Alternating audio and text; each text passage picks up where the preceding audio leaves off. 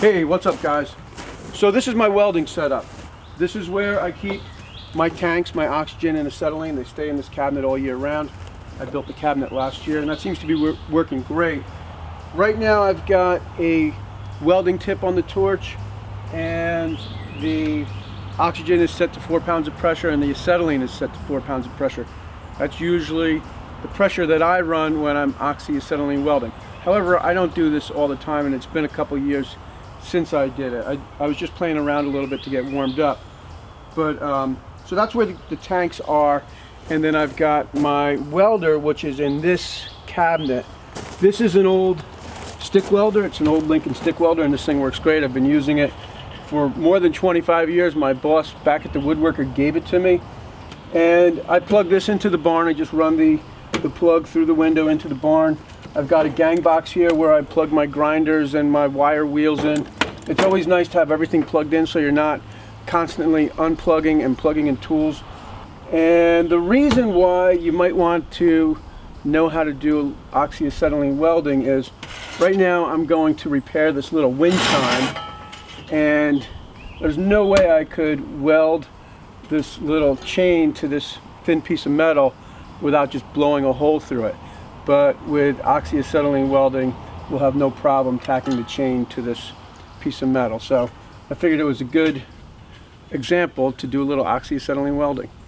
So you can see that I've clamped the piece of chain to this piece of metal here, and I'm going to hit this with the torch. I'll probably try to focus the torch on this piece of chain here because it's a little thicker than the metal, and then I'll work in my rod, which is basically just a coat hanger. A lot of guys just use coat hangers for filler rod.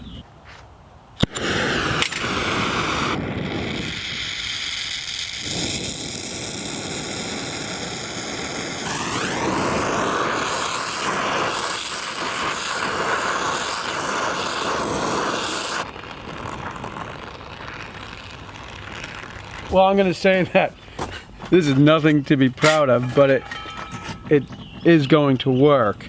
It was pretty difficult because I ended up cutting the chain with the torch, and then I had to kind of work back in here, and it's kind of a difficult thing to do, at least for me it is. But you can see how it works, and if you've got a little bit better of a setup, you can actually get a decent bead. So I think I'm going to try to put one of my old sculptures on a base now. Maybe I'll have a little better luck. This is an old sculpture that I made shortly after college. I took some welding classes at Ramapo College with Jay Hooley, still a friend of mine. And so I made this sculpture. It's a reclining nude, if you can't see it, or reclining figure, female figure. I always see the hips and think, hips, women. I'm a hip guy.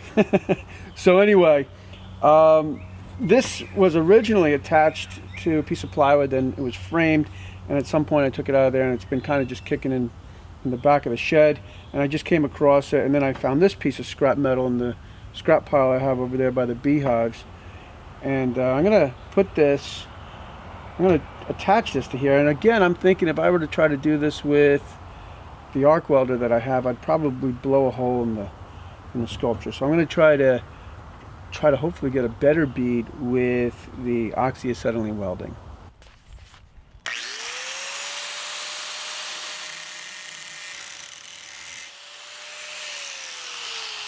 Well, I've been at this now for probably a half an hour with no luck. Obviously, I shouldn't be doing welding videos. It's been a while since I've welded. But anyway, look at this mess here. I'm going to go ahead and grind this off, plug the arc welder in, turn the heat down a little bit, and hopefully I can weld this sculpture to this little base thing. Just so you can see what I was up to. First of all, it's hard to get the weld started with one hand. Anyway, look at the mess I have here. So I'm going to clean that up.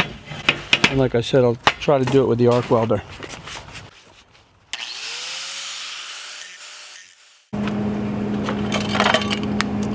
Oh,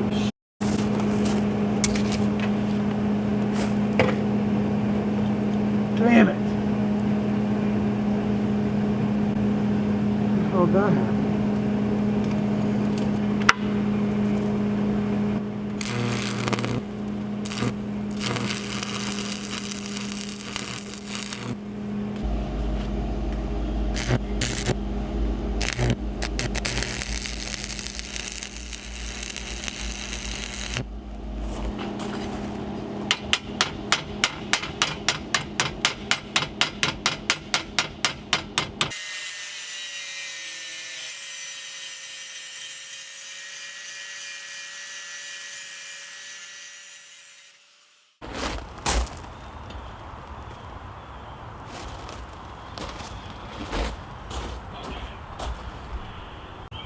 So, it's Friday. I thought I'd bang out a quick video on welding. Didn't really go as I planned. The oxyacetylene welding, you know, I did it a long time ago. And I just did it a little bit to fix that weather vane, and I practiced a little bit before. And obviously it didn't go too smooth for me. But this did work out. I was using a 70-14 rod, and I had the heat on 90. And I was able to build the weld up, and that's not going to go anywhere. And so that's cool. I'm probably going to make a wooden base for that. It's funny, you know, when you make things out of steel, or like this is something made shortly after college. Maybe I even started it in college. And to find it and then to kind of rediscover it's kind of a fun thing. I guess that's it. A little shop news or channel news. I made this skateboard. I didn't make the skateboard. I painted the skateboard on my art channel this week. If you want to check out that video, I'll have a link in the description. It tells a little story about the image on the skateboard. But I am going to give this skateboard away. I also want to give Skate Page a shout out because that's where I get all my skateboards. And it's an American company, pretty small company. So if you want blanks, check them out. But I am going to give this away on Instagram to a random comment. You could just say comment, it really doesn't matter. It's fun painting these skateboards, and I really, if I give it to my son, or any of my sons, they're just going to beat it up. So I'd rather give it away. I guess that's it. I thought that this was kind of I almost wasn't going to post this video because it just didn't go smooth at all. But you know what? Not everything goes smooth. So I hope you guys have a good weekend, and I'll see you soon.